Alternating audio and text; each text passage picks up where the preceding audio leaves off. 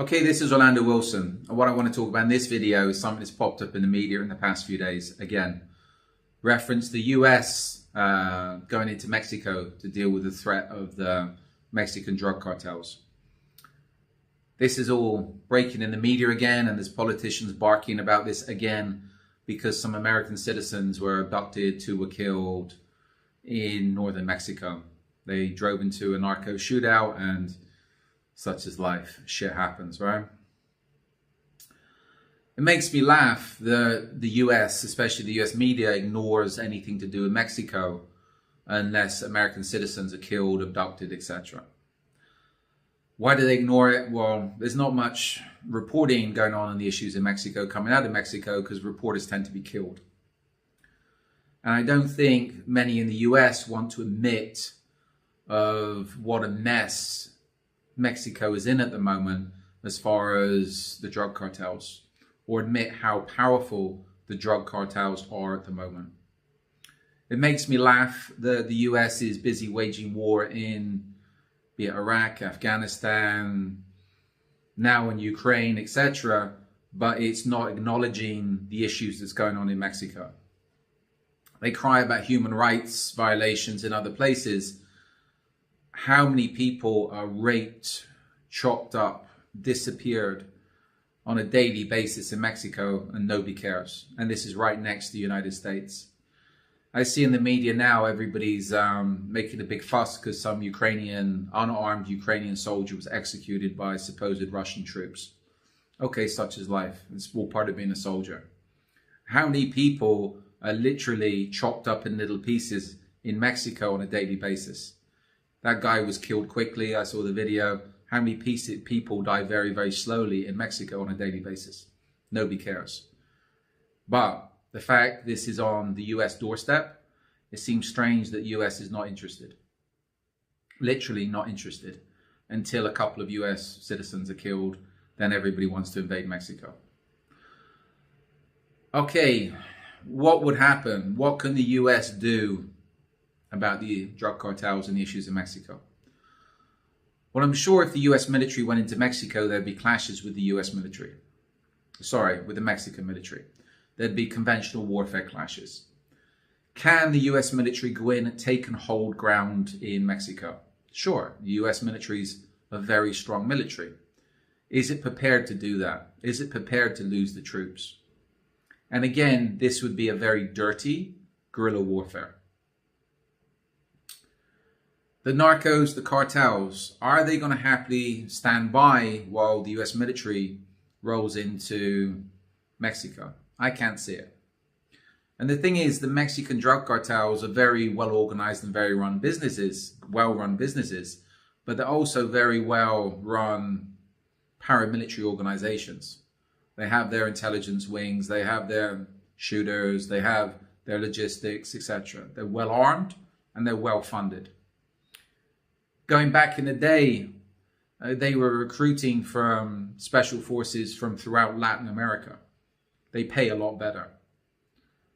I'm sure there's plenty of criminals and former military personnel coming up from other Latin American countries, namely Venezuela. I also heard rumors that there's plenty of FARC members coming up and also working with the cartels. That works both ways as far as assisting with trafficking and also assisting with doing their dirty work. So I think if the US moved against the cartels aren't going to sit back and take it. The narcos have a large network within the US already. For example, think about how could the narcos have such a network within the US if certain people within US government and US law enforcement weren't already paid off and looking the other way to their activities? I'm sure a lot of people will be surprised how many people within US law enforcement are actually paid off by the narcos or their associates. The narcos have a large distribution network within the US. They have, as an example for intelligence gathering, how many years ago now? There was reports going out that MS-13 were actively surveilling and gathering intelligence on law enforcement members in the US. Who they were, what shifts they worked, where they lived, etc. MS-13 works for the cartels. MS-13 aren't as sophisticated as the cartels, but they make good foot soldiers. How many other gangbangers would rally to the narco flag if the narcos decided to, how can we put it, start an insurgency within the US? I think the numbers would be pretty high, especially if they were paying. Is US law enforcement ready to deal with such a threat? No. I'm sure, of course, there's plenty of good people within US law enforcement that would most probably do everything they possibly could to stop the threat. Are they trained to deal with the threat, or do they have the mentality to deal with the threat of an insurgency, a narco war going on within the US? Definitely not.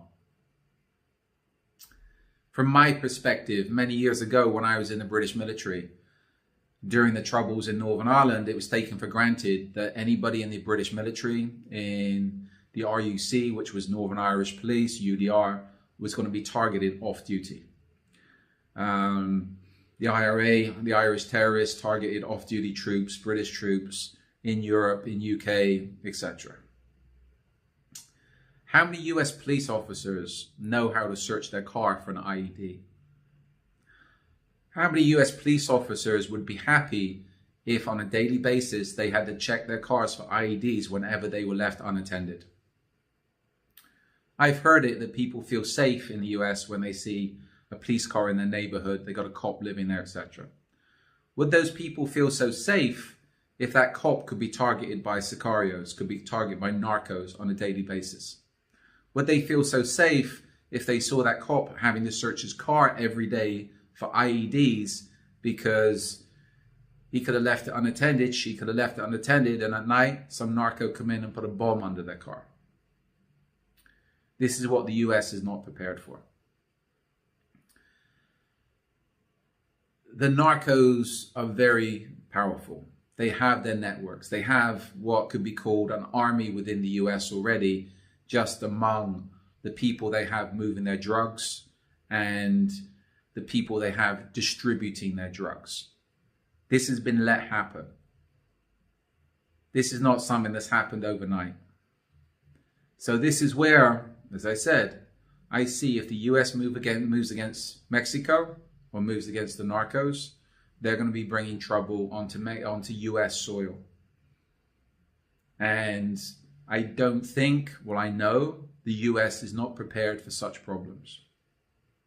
US law enforcement is not prepared for such problems. But this is the problems that will most likely occur if the US starts targeting the cartels hard. What's going on at the moment, it's they've been allowed to flourish. The other thing with the narcos, they're international. And I'm sure if I see this issue, so do other people. Everybody's talking about China being a threat. Could the narcos, could the Mexican drug cartels be a good ally for the Chinese military, Chinese intelligence? Yeah, 100%. They're already working together. Where does the fentanyl come from that's going into the US? China. How does it get in? Well, it comes in through the ports, but there's a hell of a lot of it going into the Pacific coast of Mexico and then making its way up across the Mexican border into the US. Think about now if the Chinese decided to supply more weapons to the narcos and more drugs to the narcos. Again, the narcos already have an army within the US. So, I hope that gives you a few things to think about. And again, it's crazy to think the narcos have been allowed to flourish as much as they have and gain as much power as they have, because I don't see anything good coming from it. Not for the US at least. So, as I said, I hope this gives you something to think about. So, follow along my other videos. I'm sure there'll be more on this topic coming out in the near future. So be good, stay safe, and stay out of trouble.